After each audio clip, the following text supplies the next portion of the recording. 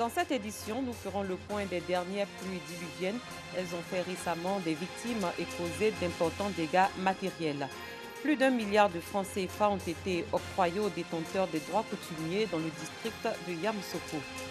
Bonsoir, bienvenue dans le 19h sur RTI 2.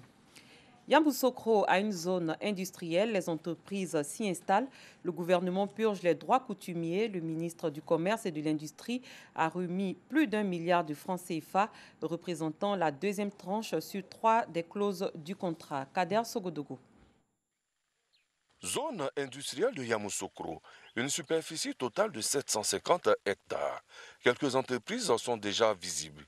Un site cédé à l'État de Côte d'Ivoire par les communautés villageoises de Akwessekro et Zambakro, véritables détenteurs des droits coutumiers. Un accord portant sur 250 hectares avec des droits qui s'élèvent à 3 750 millions de francs CFA a donc été signé avec ces communautés soumises à 3 échéanciers. Après juillet 2019, un chèque de 1 218 750 000 francs CFA est remis par le ministre Souleymane Diarra-Souba. Il symbolise la volonté de l'État de Côte d'Ivoire de tenir tous ses engagements. Vous venez de recevoir à juste titre la somme de 1 218 750 000 au titre de l'année 2020, ce qui fait à ce jour au total 2 531 250 000 francs CFA octroyés de façon effective aux détenteurs de droits coutumiers d'Akwessekro et de Zambakro. Cette cérémonie vient démontrer encore une fois que le gouvernement ivoirien tient ses engagements. Et cela ne saurait être autrement, d'autant plus que ce que Ado dit, Ado fait. La réaction des bénéficiaires traduit la joie qui les anime. Merci à Monsieur le ministre qui a bien voulu porter une oreille attentive à nos prières. Pour rappel, nous tenons à vous signaler que c'est en mars 1997 qu'une partie de nos terres a été décrétée domaine d'utilité publique pour servir de zone industrielle. Mais c'est seulement l'année dernière, sous l'impulsion de notre ministre, M. Souleymane Diarra-Souba, que le processus des droits coutumiers a connu un dénouement heureux. La troisième tranche d'un montant de plus d'1 milliard de francs CFA sera remis avant la fin de cette année. La zone industrielle de Yamoussoukro vient pour régler le problème de transformation des matières premières agricoles, mais également elle est une réponse à l'épineux problème du chômage des jeunes. Les dernières averses ont causé une perte en vie humaine, au moins 12 victimes, et d'énormes dégâts matériels aussi bien à Abidjan qu'à l'intérieur du pays. La ville de San Pedro, elle seule, totalise plus de 32 maisons sinistrées. C'est pour partager ces informations et réadapter le plan d'action pour une efficacité sur le terrain qu'une réunion de coordination opérationnelle a été organisée cet après-midi à Cocody. À l'initiative de cette rencontre, l'Office national de la protection civile, ONPC. Le plan de contingence 2020 a été présenté par Gabin Amankou-Kassi, directeur général de l'ONPC. Plusieurs représentants des communes et départements techniques du ministère de la Sécurité et de la Protection civile et du ministère de l'Assainissement et de la Salubrité ont pris part à la rencontre. Marius Yepesina Yeo, directeur des opérations de secours, exhorte les populations à la vigilance et à respecter les mesures de prévention. On l'écoute. Pour nous protéger, nous, nos biens et notre environnement face aux dégâts éventuels des pluies qui ne constituent pas une fatalité. Quand vous observez que dans un quartier qui bien souvent est en construction ou en chantier, un seul projet de construction s'effondre, la cause est bien à rechercher dans la responsabilité humaine.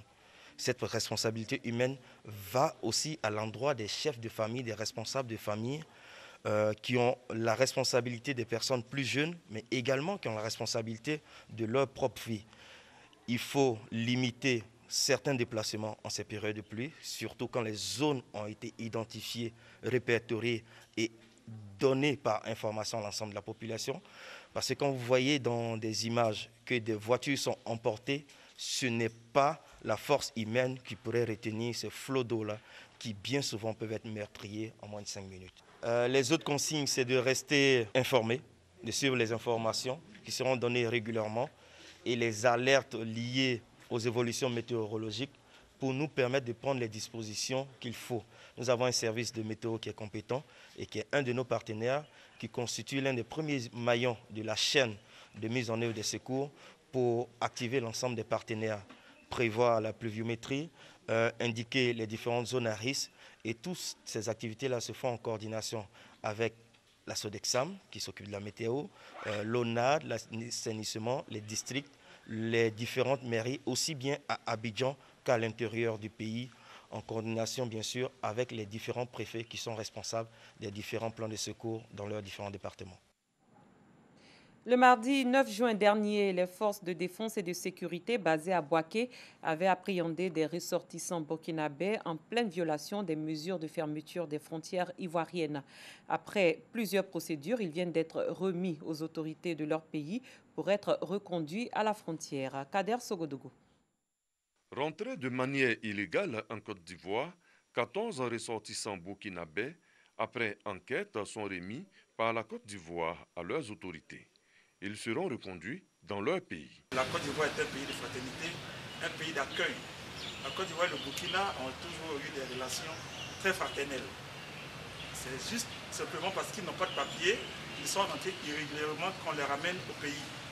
Ils pourront donc, s'ils le veulent, revenir à condition de remplir les formalités. La Côte d'Ivoire est toujours prête à les accueillir. Le Burkina Faso, par la voix de son consul général de Bouaké, remercie les autorités ivoiriennes pour avoir mis en avant la fraternité qui unit leurs deux pays. C'est parce que simplement vous n'avez pas les laissé passer pour traverser la frontière. Donc ce n'est pas un problème de rejet d'identité ou autre. Donc c'est en la période de crise sanitaire, les autorités ont pris des mesures pour contenir un peu la maladie. Et dans ce sens-là, il y a eu les fermetures des frontières. On se rappelle que c'est dans un camion transportant des moutons que ces individus avaient pu passer la frontière ivoirienne. Grâce à une information anonyme, un dispositif d'accueil avait été mis en place au corridor nord de Bouaké pour mettre fin à leur voyage. Au nombre de 30, certains en situation régulière ont été relâchés. Les deux convoyeurs, un de nationalité ivoirienne et l'autre burkinabé, ont été placés sous mandat de dépôt. Ils seront bientôt fixés sur leur sort. Dans un autre registre, les responsables de la mairie d'Abobo ont sillonné des boulangeries de cette commune. Objectif, s'assurer du respect des mesures édictées par le gouvernement. Cette tournée s'inscrit dans le cadre de la lutte contre le coronavirus. Paga Sorokoni. Commune d'Abobo, il est 17h passées. Heure d'affluence dans les boulangeries. Une heure choisie par Ouattara Brahima, adjoint au maire de la commune d'Abobo pour sillonner pâtisserie, viennoiserie et glacier. Sur place, le représentant du premier magistrat de la commune d'Abobo, dans certaines boulangeries, se soumet au lavage des mains. Ici, dans cette pâtisserie située à Abobo Carré Fondotré, les mesures barrières sont respectées. Les clients, dans le restaurant avec des cache-nez au visage, sont assis à une distance d'1 mètre. On a commencé par le lavabo et on a mis infrarouge, et les sèche-mains, le gel, les barrages aussi, de barrages de 1 mètre et demi, pas 1 mètre. Les tables de 1 mètre à 1 mètre et demi à 2 mètres aussi. On a commencé par là et aussi on a des cache-nez. Nous j'ai fait 10 000 cache-nez à partager à mes clients. La personne qui vient sans cache-nez, nous aussi on veut le donner. Même constat dans cette autre boulangerie située au quartier Anador. Les vendeuses ont toutes des bavettes. L'ouverture de nos restaurants et nos boulangeries est conditionnée déjà au respect des mesures barrières édictées par le gouvernement. Mais en tant qu'entreprise responsable, nous n'avons pas entendu, n'est-ce pas, la coercition pour mettre en place les dispositions. Si dans certaines boulangeries, les mesures barrières sont respectées, ce n'est pas le cas partout. Ces pâtisseries situées au quartier Samanké et Belleville, le constat est amer. Ici, les gestes barrières sont un leurre. Les responsables et clients font fi du danger auquel ils sont exposés. Au-delà d'eux, les populations de la commune. Une situation insupportable selon les responsables de la mairie d'Abobo. Les gérants sont verbalisés et les clients rappelés à l'ordre. Le message de Ouattara Brahima, adjoint au maire, bien perçu par responsable boulangerie et par client. Je pense que ce que le maire a dit là, c'est très important. Ce qu'on doit dire à les clients, il n'a qu'à respecter les cache-nez, il n'a qu'à porter, il n'a qu'à faire les mesures et les distances entre eux. Non, on respecte la mesure. C'est les clients qui ne nous laissent pas respecter la mesure. C'est les clients. C'est que si on va essayer d'ici à demain, on va agiter quelqu'un dessus. Et puis moi-même, je vais me prendre en charge, je vais m'arrêter ici pour mettre les barrières, les terrasses ici, je vais tracer. C'est lui qui gère en fait. Je l'ai oublié en fait. Au moment où je me suis rendu compte là, je ne pouvais pas retourner encore. À côté des boulangeries, les populations dans les rues et ruelles sont aussi sensibilisées. Le port des cache-nez, une nécessité pour rester en bonne santé selon Ouattara Brahima. Il invite les administrés à s'y habituer. Les habitants conscients du danger qui les guette adhèrent aux propos de l'émissaire d'Ahmed Bakayoko, maire de la commune d'Abobo. Cette maladie, elle est sérieuse. Vraiment, je ne finirai jamais de répéter. Qui prennent des dispositions, et je les demande pardon, et que vraiment nous puissions radier cette maladie hors d'Abobo, hors de la Côte d'Ivoire, pourquoi pas hors du monde. J'exhorte mes amis à prendre leur cache-nez car la maladie à coronavirus est une maladie réelle. Sauvons-nous, sauvons les autres. À l'issue de la tournée, le représentant du premier magistrat de la commune d'Abobo exhorte les populations au strict respect des mesures barrières. Pour lui, il faut se protéger, mais aussi protéger la vie des autres. Je voudrais dire à la population d'Abobo, le coronavirus est une maladie qui existe, est une réalité et qu'il n'y a pas de remède. Le seul remède que nous connaissons, c'est la discipline. La discipline en appliquant les mesures barrières. Vous avez vu qu'aujourd'hui, il y a un relâchement au niveau de la population. Les gens n'appliquent plus les mesures barrières. Donc le taux est croissant. Donc en tant qu'autorité municipale, sur instruction du premier magistrat de la commune, il nous a instruit de descendre sur le terrain pour sensibiliser et communiquer avec la population afin que ces mesures soient respectées. C'est des mesures simples qui peuvent sauver des vies humaines. Selon Ouattara Brahima, d'autres secteurs d'activité, tant au niveau du public que du privé, seront visités les jours à venir en vue de sensibiliser davantage les acteurs de ces secteurs et les populations quant au respect des mesures barrières édictées par le Conseil national de sécurité. Hors de la Côte d'Ivoire, une quarantaine de soldats maliens sont morts ou portés disparus après une attaque imputée aux terroristes dans le centre du Mali. Un convoi militaire composé d'une douzaine de véhicules a été attaqué dimanche dans la localité de Bokawéré, au sud-est de Diabali, à une centaine de kilomètres de la frontière mauritanienne.